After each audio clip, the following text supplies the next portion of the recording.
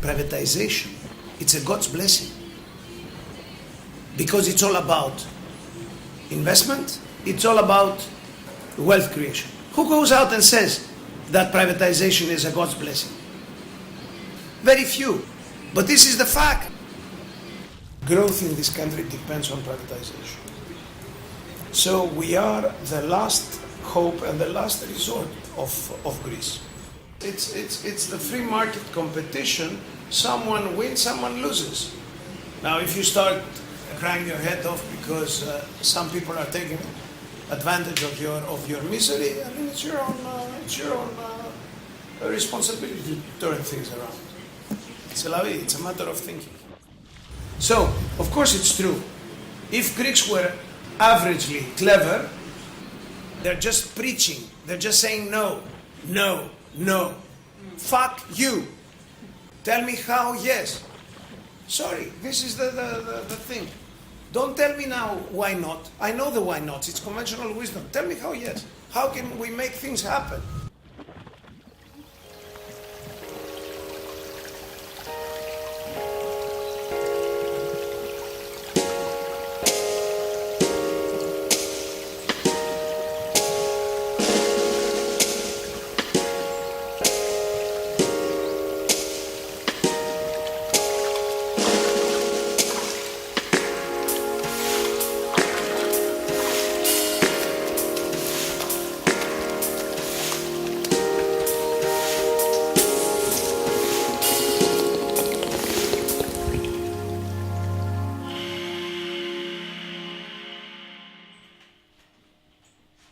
Hey comrades, keep the fight all around the world, PSI.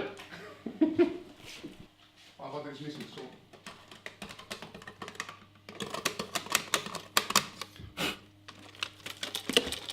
You see, you don't use it anymore. We use the citizens, the social media.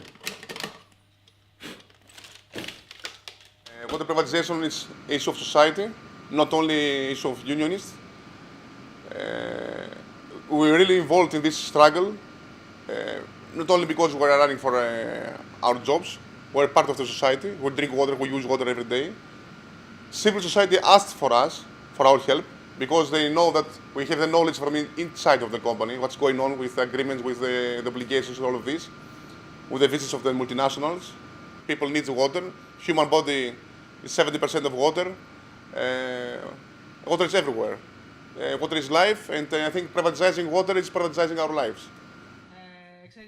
Recently, the Thessaloniki Water Workers Union joined with civil society groups to create Sosto to Nero, a coalition dedicated to the fight against water privatization.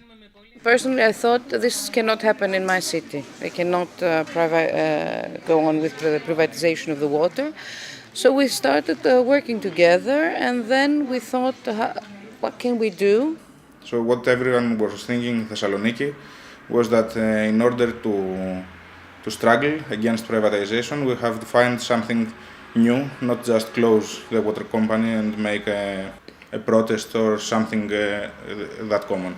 So the idea to invent Sosto Nero as a place that everyone can come and say their voice and their opinion was something bigger than just a trade union struggling.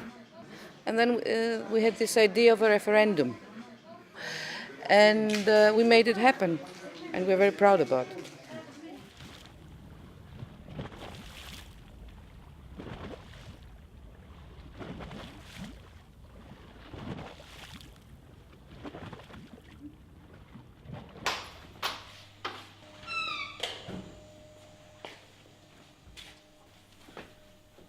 What is it?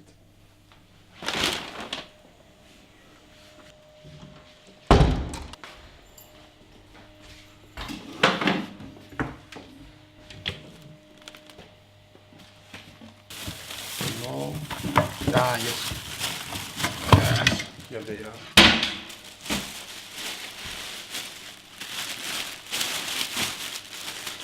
So this is OHI, no to privatization of water. Yes, we did a referendum, which was an unofficial referendum, but we convinced the municipalities to support us.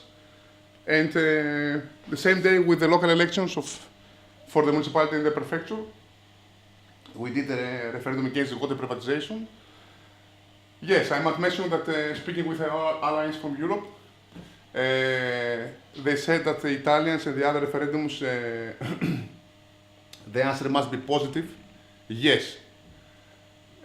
So the question should be something that make people say yes to make a positive feeling for them. But you're in Greece. In Greece, everything is opposite. So in Greece, it's a tradition to όχι, to no, because when the Nazi occupation was, when the Nazis invasion started in 1940, the World War II, the Greek people and the Prime Minister at that season, when they asked to come and pass the country, the Italians, Mussolini, he said no, and this no stayed in history. So deep in the conscious is the right word, of Greek people, no is a very strong word.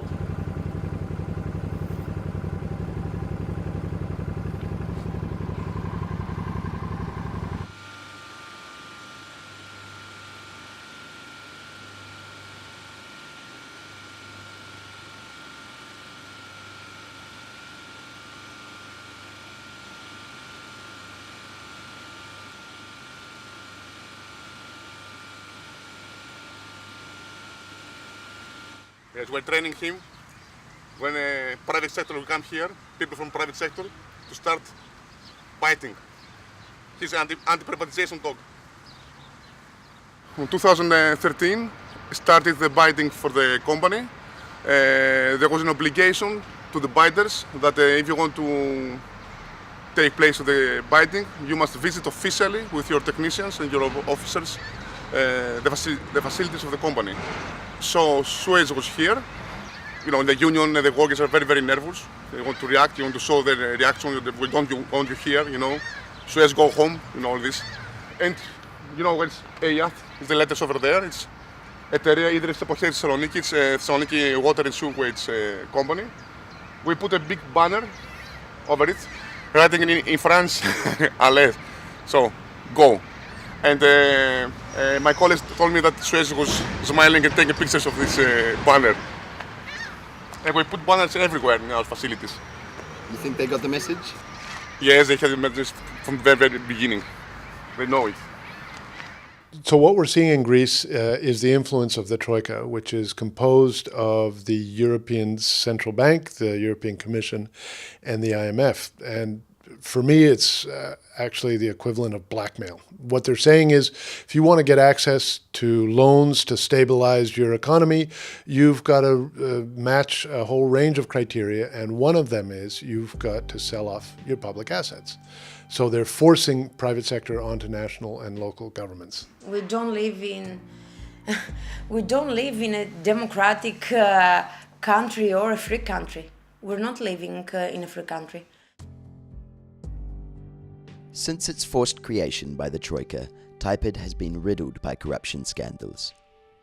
In 2012, Anna Bubenakova, an EU appointee to Taipei, was forced to resign after she was accused of privatizing public assets in Slovakia in the direct interests of her husband's company. Greek board member Anna Zwaro chose to resign out of protest, saying she had been forced to agree to privatization proposals and did not want to become a puppet of certain interests. In August 2013, Taipei's new chairman, Stelios Stavridis, was fired after taking a ride in the private jet of a businessman who hours earlier had been awarded a lucrative Taipei privatization deal. Two of the current members of the board, including the CEO and executive director, previously worked for companies who have now been awarded Taipei contracts. Well, about Taipei.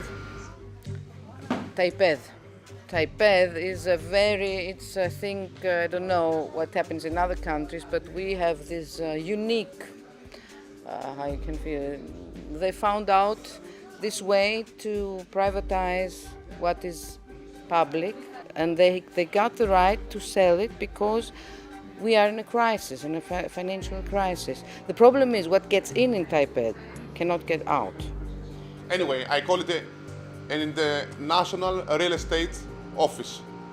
All the treasures and all the values of the Greek state were put there to be sold to multinationals, to friends of the government, to people who own the government in their pocket. And that's their role. It's remarkable that people who own big law offices in the private sector are advisors of the TAIPED.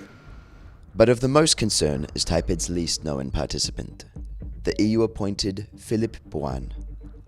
Boin previously worked as head of the economic service to the French embassy in Romania, helping to further privatize Romania's public water to the French multinational Veolia.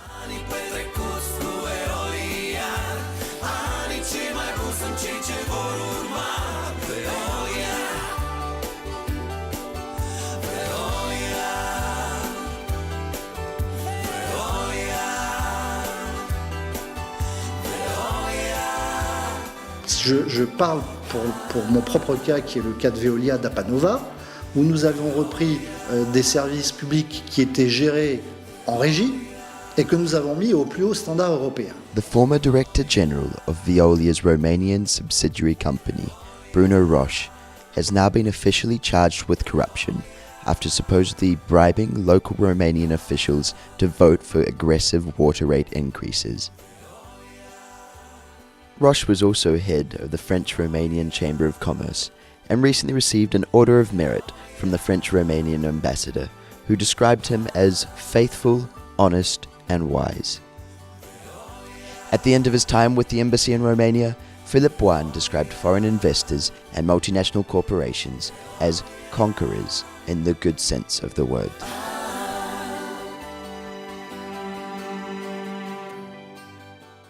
The links between the corporations and the embassies and diplomacy is deep-rooted. It's a form of neocolonialism. In terms of development dynamics, a number of rich and powerful countries are focused on winning contracts for their national companies. And so we do see the French embassy working very closely with the main French water companies, Suez and Veolia. Philippe Boin is not only one of the EU appointees to TAIPED, he's now also head of the economic service to the French embassy in Athens. He has been involved in meetings between Suez and the French ambassador, as well as the recent visit of François Hollande to Greece, accompanied by Suez executives. Dans les valises de François Hollande, 5 grands patrons français venus serrer la main d'Alexis Tsipras et chercher leur part du gâteau grec. C'est un pays qui a très peu fait appel au privé et qui a besoin de se moderniser avec un transfert de savoir-faire des groupes étrangers. De toute évidence, c'est le bon moment pour venir en Grèce investir. Clearly, the interests of the corporation are the interests of the embassy.